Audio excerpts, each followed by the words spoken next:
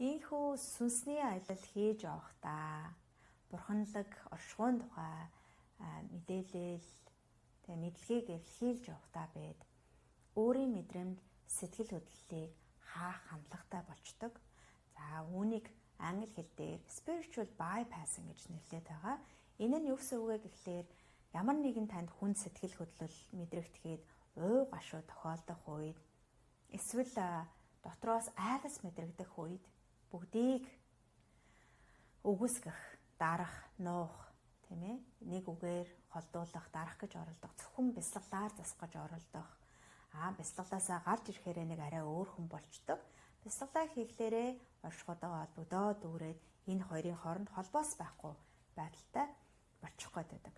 Тэгэхээр бид нар хэдийгээр гэгэн оршихуйгаа нээж яваа, өөрийнхөө гэгэн дүрээ зүрх сэтгэлээ сүнсний аяллыг хийж яваа боловч өөрийн дотоод сэтгэлд мэдрэгдэж байгаа аливаа мэдрэмж сэтгэл хөдлөл бодлуудыг нэмж сэтгэлээр байгаагаар нь хүлээж авч ойлгохгүй болохлоороо үгүйсгэх, дарах, нуух хандлагатай болчихдог.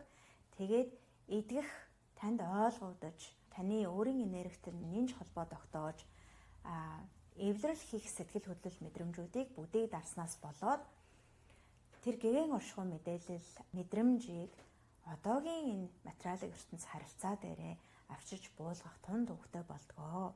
Тэгэхээр та бурханлаг энэ аяллыг хийж явахдаач өөрийн сэтгэл хөдлөл мэдрэмжтэй мэдрэг нэн сэтгэлээр хандаж ойлгож сонсохоо өргөжлүүлээрэ гэж хэлмээр байна.